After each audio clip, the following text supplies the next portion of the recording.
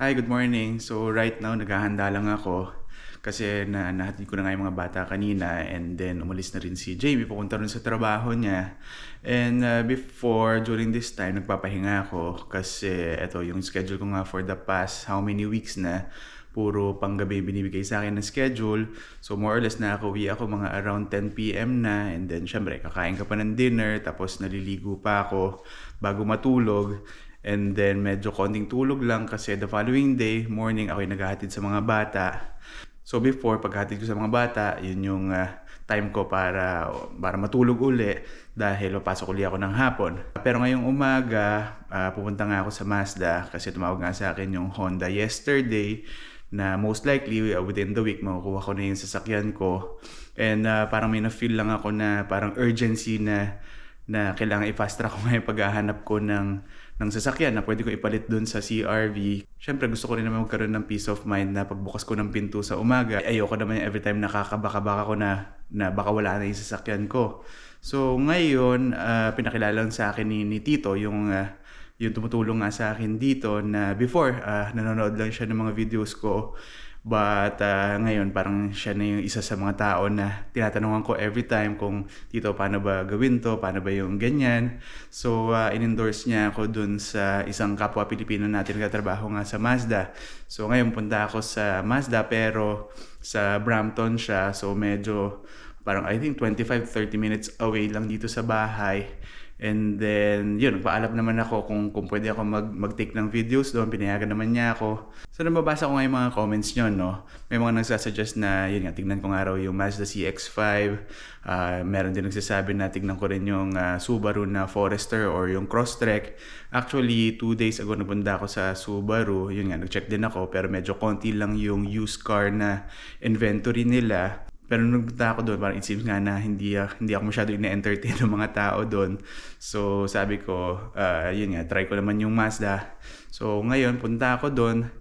Tingin lang ako ng CX-5, tapos tingnan ko na rin yung CX-9. Alam ko medyo malaki siya, pero ayun nga, hindi kasi ako familiar talaga sa Mazda. And then nakausap ko nga rin si Jamie na for now, no, medyo open nga kami sa kahit anong sasakyan, no. Sabi ko nga kahit nga sedan pwede na kasi kasya naman kaming 5. Parang iniisip namin ang kailangan lang namin is yung panghatid-hatid sa bata and kung meron kaming kailangan puntahan. So yun, punta ako sa Mazda ngayon, tingin tayo ng mga sasakyan, so samahan niyo ako. So nandito na nga ako sa may Mazda sa may Brampton, no.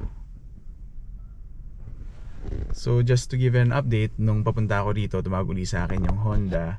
And sabi nga sa akin na the earliest time na pwede ko makuha yung sasakyan ko is Monday pa. Pero yung latest would be Tuesday. So dati nga may nag-comment, no, na wag ko na nga lang daw palitan yung sasakyan ko. Pero just to give you an update, meron akong kailangan bayaran na $1,000 sa Honda. Kasi apparently may mga ginawa nga sa sasakyan ko.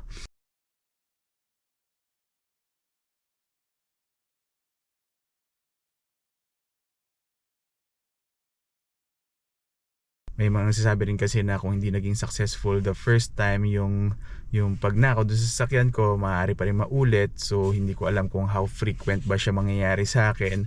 So kung let's say maulit nga siya uli, so ibig sabihin ba nun maglalabas naman ako ng 1,000. So iniisip ko na lang na baka mas makamura pa ako kung ite-trade in ko yung sasakyan ko versus labas ako ng 1,000 every time na lang naman nanakaw siya. Kasi for now, ang magagawa ko lang is bumili nga nung steering wheel lock. Kasi may nagsuggest nga din na pakabitan ko ng kill switch yung sasakyan ko.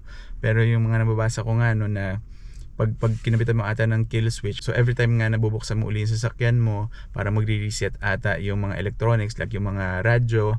So hindi ko lang alam kung totoo ba. So kung alam nyo, please feel free na lang ilagay sa comment section. And yun nga, nagtanong na nga rin ako kung magkano yung kill switch. May nag-comment na sa Amazon ata medyo mura lang, parang less than $50. Pero may natanongan din ako na kasama na yung labor, kasama na yung installation, $300.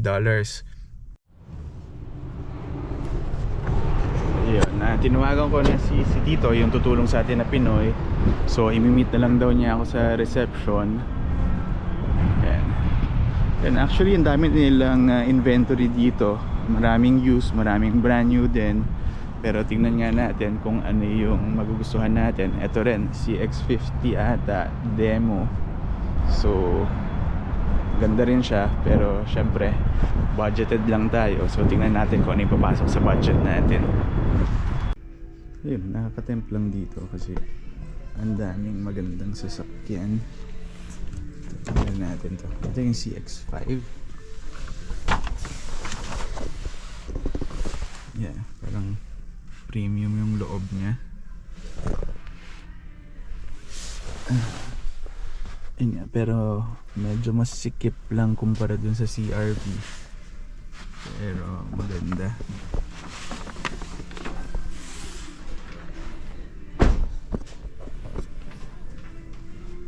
Ito, ano ba to?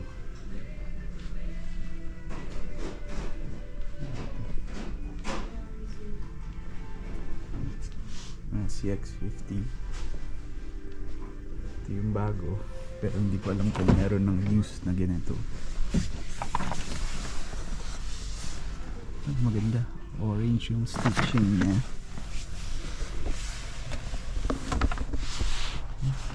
Ano ba to? Hindi ako marunong paano buksan. Ganda. Yun, medyo nakaka-tempt lang kasi ang gaganda nga ng mga kotse. Pero try natin mag-stick dun sa plano natin na used car lang and yung medyo mura.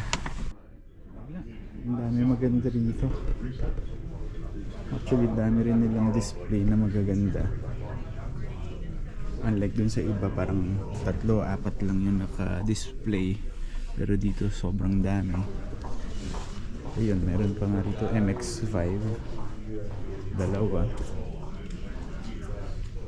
Yan, sports car. Ito rin, ganda ng kulay. Ang ganda. Pero for now, pangarap na lang muna siya. Ganda.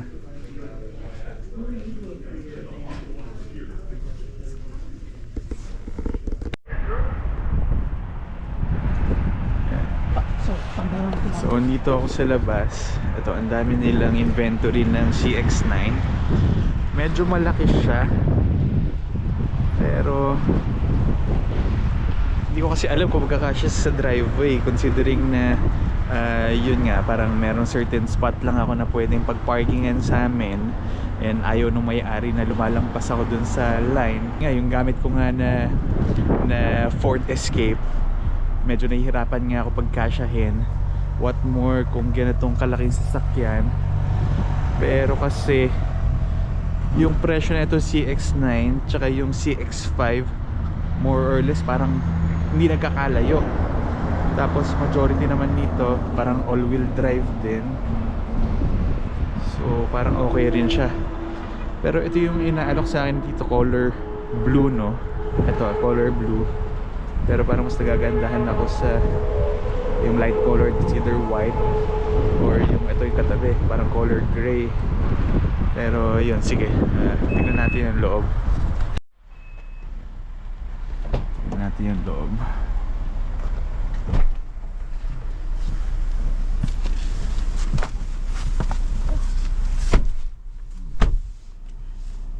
Very premium din po itong loob, no? Oh, premium talaga. So, may heated seats, heated steer. May ventilated seats pa nga, tinan mo, para sa summer. Pagka nag-travel ka ng long distance, pagka napawisan ka, pwede mong gamitin yung ventilated. Ay, dito, sama na lang kita sa video ko. Sige, hi! By the way, kung gusto nyong bumili ng Mazda, hanapin nyo lang po si Tito Ron Reyes. Mazda Brampton naman. Yun, so siguro lagay ko lang din yung contact details nyo sa description box. So yun, meron naman. Ito, may sunroof din. Pero hindi po siya yung panoramic, no? Hindi, ang panoramic namin sa doon sa hybrid. Ah, okay. So ito, 3-seat, so 6 The 6-seater rin. 6-seater po. Captain seats yung sa gitna. Oh. Heated seats na rin yan. Pero lahat po ba ng trims ganyan ng setup? Yung base model na cloth, dense yan. Hindi nila in-upgrade. Okay. Saka tingnan mo naman. Mas 360 view, kita mo yung harap sa sides. Sige po. So test drive na lang po natin. Ikot lang po. Ikot lang natin yan. Okay, sige. Yan. Ipapark lang ni Tito yung sasakyan, and then after that titignan naman daw namin yung CX-5. Pero of all the days naman, no, ngayon pa talaga nag-snow uli. Kasi akala ko nga medyo painit na, pero ngayon nag-snow na naman. So yun, dami nga nilang inventory dito, pero hindi ko alam kung makikita ba namin to lahat isa-isa. Ayan. Pero mamaya ipapa-compute ko na rin kung, hindi ko alam kung saan ba makakamura, kasi tatanong ko rin na yun nga, nabanggit ko kanina na open din kami sa sedan. So papacheck ko lang kung magkano yung yung Mazda 3. Yun.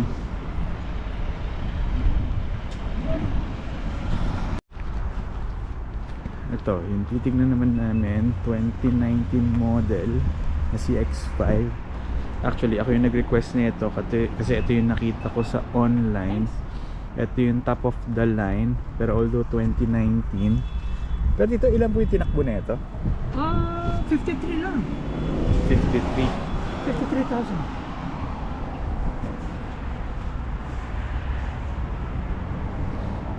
Fully loaded na ito, top of the line. Pero parang color brown po yung interior. Napa-leather yan. Okay. Pagka signature, exclusive yan. Di mo may lalagay sa lower models. So ito naman yung i-test drive natin.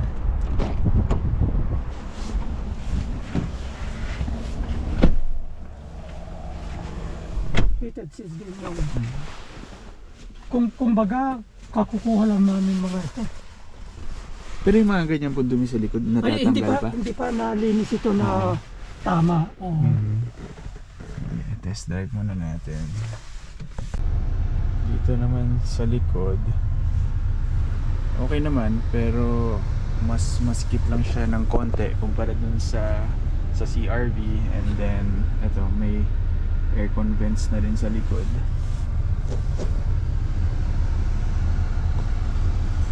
Pero sabi ko nga, marami naman silang inventory dito. Hindi ko naman kailangan ng top of the line, hindi ko naman kailangan ng Napa leather. Pero siguro kapag nakapag-decide ako, syempre consult ko muna yung asawa ko kung okay sa kanya to, or gusto niya CX-9, or kung gusto niya sedan. Pero kapag let's say nag-decide kami na CX-5, ayun, marami naman silang inventory. Actually, ito maganda rin sana. Titignan ko rin kanina, pero hindi ko alam kung anong trim to, kasi parang ito lang yung nag-iisa dito na ginato yung rims. Pero ayun, meron lang siyang gasgas dito. So far, ito talaga yung nagagandahan ako. Gusto ko yung kulay niya, pero although ito lang yung medyo damage niya. Yun, pero kinuha ni Tito yung susi para ma-test drive. Yun, dumi lang pala.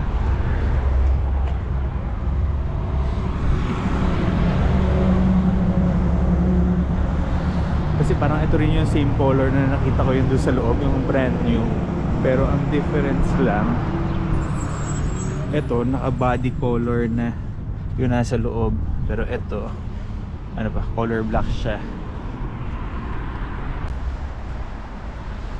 So yun, so tapos na nga tayo tumingin ng mga sasakyan, no? So right now, yun, nakaka-tempt lang na kumuha ng brand new. Pero yun nga, parang tinatry ko na mag-stick lang dun sa plano namin na used car lang, dahil yun nga, maraming consideration. Dito lang tayo sasakyan kasi yun nga, nagsisnow sa labas, medyo malamig. And right now, after ko dito sa Mazda, punta na ako sa trabaho kasi may pasok pa ako ng 1:30. And then yun nga, marami nga akong kino-consider sa pagbili ng sasakyan. Like kanina, ang dami ko nakita na maganda. Hindi ko alam kung wise ba po kumuha ng brand new. Siguro next week, tatry ko na isama yung asawa ko dito para pareho kami makapag-decide over dito sa sitwasyon nga na to. Siguro ngayon, ang magagawa ko lang is bibili nga lang ako ng steering wheel lock. Sabi ko kay Tito na Monday or Tuesday, siguro sasaglit ulit ako dito para i-appraise lang kung magkano yung market value ng sasakyan. Para from there, makapag-decide kami kung wise ba na i-trade in namin sasakyan or hindi, or i-keep na lang muna namin sasakyan. So as of the moment, wala pa naman kami definite plans, no? So kung meron pa kayo masasuggest na ibang brands, ibang sasakyan, please feel free lang na ilagay sa comment section. Kasi as of the moment, parang feeling ko lang na meron lang urgency na makapag-decide, kasi andun yung takot na kapag kinip ko siya, baka mamaya after 1 week manakaw na naman siya. So 12:30 na, punta na ako sa trabaho ko, so siguro dito ko na lang muna ulit tatapusin tong video. So again, thank you for watching and I'll see you in my next video. Bye!